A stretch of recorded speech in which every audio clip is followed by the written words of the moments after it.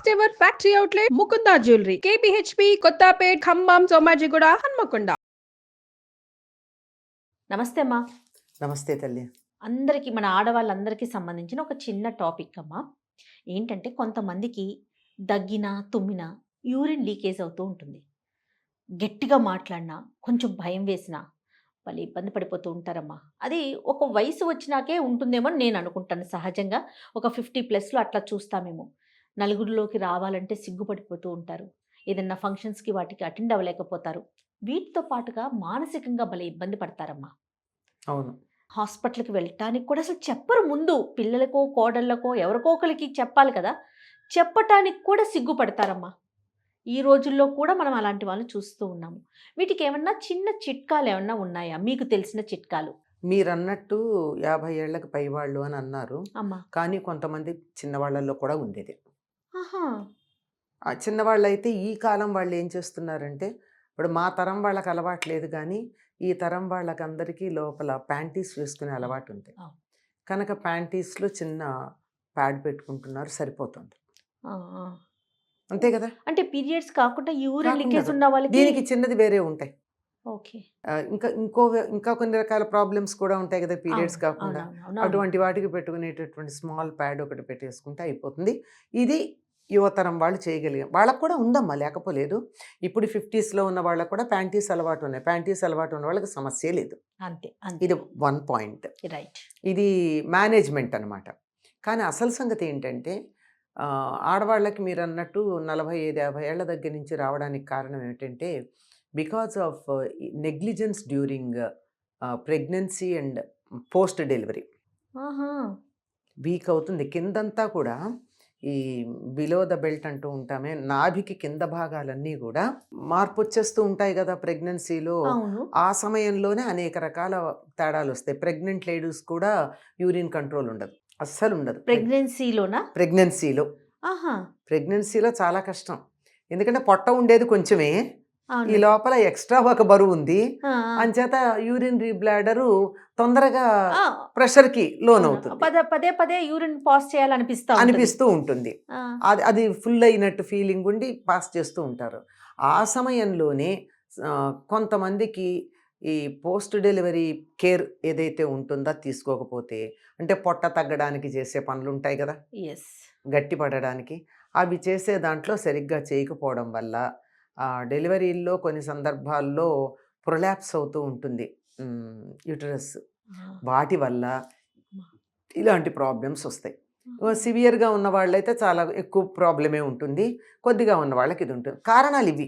ఆహాహాహా! ఇది అసలు ఎందుకు ఇలా అవుతోంది, దీనికి నాకసలు కారణం ఇప్పుడు ఏమిటి? ఇప్పటి వరకు కూడా నేను ప్రెగ్నెన్సీలో మనం జాగ్రత్తలు తీసుకోకపోవటం అనే అంశమే తెలీదమ్మా అది నిజంగా. ఆ! చూడండి. ప్రెగ్నెన్సీ కన్నా కూడా పోస్ట్ డెలివరీ. Post delivery. ఆ! పోస్ట్ డెలివరీ ప్రెగ్నెన్సీలో తీసుకునేది ఏం లేదు, పోస్ట్ డెలివరీని. అమ్మ కానీ చాలా వరకు చూడండి, ఉమ్, ప్రెగ్నెన్సీలో చాలా జాగ్రత్తలు మనం తీసుకుంటాం, ఉమ్, ఫ్యామిలీ మెంబర్స్ ఉమ్, తీసుకుంటారు, ఉమ్. హాస్పిటల్‌కి రెగ్యులర్ చెకప్స్‌కి వెళ్తాం, అన్నీ చేస్తాం. ఆఫ్టర్ డెలివరీ మన గురించి అంత పట్టించుకోము. పోస్ట్ అవునా డెలివరీ కదమ్మా? ప్రాబ్లమే. అందుకే పుట్టింట్లో ఉండమని చెప్పడం, బాలెంతను అట్లా దూడాలి, ఇట్లా దూడాలి, అది ఇది అని 100 లక్షణాలు ఎందుకు చెప్తారంటే కొంచెం వాళ్ళ పుట్టి మీద ఉన్నటువంటి జాలితో. అందుకని దయతో, జాలి కూడా, ఇంకా ఫ్యూచర్లో ఇబ్బంది ఇంకా పడకుండా స్ట్రాంగ్ ఉండాలని. ఉండాలని. ఆ బ్లాడర్ కూడా వీక్ అవుతుంది. బ్లాడర్ వీక్ అవడం వల్ల రిటెన్షన్ కెపాసిటీ తగ్గుతుంది. రిటెన్షన్ కెపాసిటీ తగ్గి యూరిన్ త్వరగా రావడం ఉంటుంది. దీనికి కారణం కూడా డాక్టర్లను అడిగితే చెప్తారు, ఆ ట్రాక్ ఏదైతే ఉందో అది మెన్లో పొడుగు ఎక్కువ ఉంటుంది, యూరిన్ నుంచి బయటకు వచ్చేది ఆడవాళ్ళల్లో తక్కువ ఉంటుంది. ఓహ్! అందువల్ల ఇన్ఫెక్షన్స్, కొన్ని రకాలైన ఇన్ఫెక్షన్స్, యూరిన్లో స్టోన్స్ లాంటివి మగవాళ్ళకు వస్తే ఆడవాళ్ళకి రావు. హ్మ్. అవును. వీళ్ళు తొందరగా దగ్గిన తుమ్మిన ఈ ట్రాక్ చిన్నది ఉండడమును, ఇది వీటన్ని యురెత్రా అంటారు అనుకుంటా, దాని పేరు గుర్తు రావట్లేదు. ఓకే. అది చిన్నది ఉంటుంది, ఆహా! దానివల్ల ఈ ప్రాబ్లమ్స్ ఉంటాయి.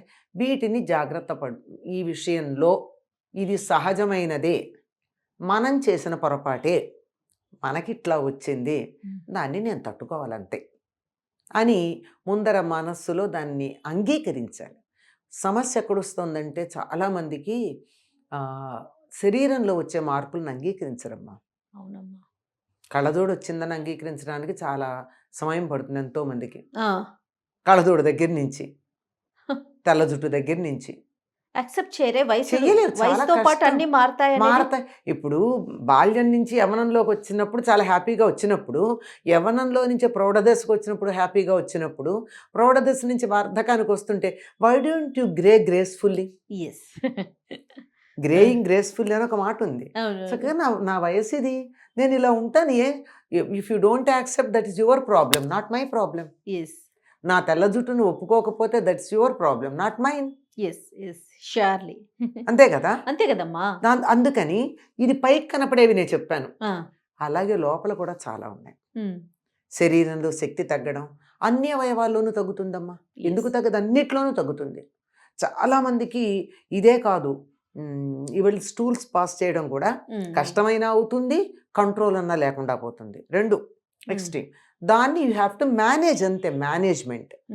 ఈ మేనేజ్మెంట్ అనేది ఫిజికల్లీ అయితే అసలు ఎందుకు వచ్చిందో మూల కారణం తెలుసుకుంటే ఇప్పుడు రిపేర్ చేయలేం కనుక తరువాత తరాల వాళ్ళు రిపేర్ అవసరం అలాంటి ఇబ్బందులు పడకుండా మనం చూడొచ్చు. ఎందుకంటే పోస్ట్ డెలివరీ టైంలో శరీరంలో వాతతత్వం ఉంటుంది. వృద్ధాప్యం వచ్చిన కొద్దీ వాతమే పెరుగుతుంది. వాతము కమ్మనప్పుడే అని చెప్తాడు, వాతమే ఎక్కువ. ఈ వాతతత్వం పోయేటటువంటి ప్రయత్నాలు చేస్తే కొంతవరకు తగ్గుతుంది. వాతతత్వం పోవడానికి ఏం చేయాలంటే వేడి చేసేటటువంటివి తీసుకోవాలి శరీరంలో. ఇవి వాతం పెంచేటటువంటివి కాక వేడి చేసేటటువంటి పదార్థాలు. ఉదాహరణకి మన వాళ్ళు ఏం చెప్తారు, చిన్నపిల్లలు బెడ్ బెట్టింగ్ చేస్తూ ఉంటారు, 10 ఏళ్ళు 9 ఏళ్ళు వస్తే కూడా. అప్పుడు ఏం చేసేవాళ్ళు పూర్వం, వెల్లుల్లిపాయలు తీసుకుని వాటిని నిప్పుల్లో కుమ్ములో పెట్టడం అంటారు. అంటే డైరెక్ట్గా వేయించటం అది కాదు, కాస్త నిప్పులో అలా పెడితే కొంచెం బొగ్గుల్లో పెట్టేవాళ్ళ, అంటే కచ్చికలు బొగ్గులు ఏదో ఒకటి. అది ఆ బొగ్గంతా అయిపోయిన తర్వాత అడుగున బూడిద మిగులుతుంది, బూడిద వేడిగా ఉంటుంది, దాంట్లో పెట్టేవారు. చక్కగా కుమ్ములో పెట్టినట్టు అవుతుంది. అవి పడుకోబోయే ముందు 2-3 పాయలు కనుక పిల్లలకు పెడితే యూరినేషన్ తగ్గేది. ఓకే. అంటే శరీరానికి వాతతత్వం, వాతం పోగొట్టే లక్షణం వెల్లుల్లిపాయకు ఉంది కనుక. అవునమ్మా. అది లేకపోతే పల్లెటూళ్ళలో నల్లేరు దొరుకుతుంది. నల్లేరు తెచ్చి దాని పైన గేర్లు ఉంటాయి కదమ్మా, 4 పలకలుగా ఉంటుంది నల్లేరు. ఆ నల్లేరు 4 ఆ పైన ఉన్నటువంటి పొడుగ్గా ఉండేటటువంటి గరుగ్గా ఉన్నాయి, వాటిని తీసేసి చెక్కు తీస్తే లోపల కొద్దిగానే వస్తుంది మెత్తని పదార్థం.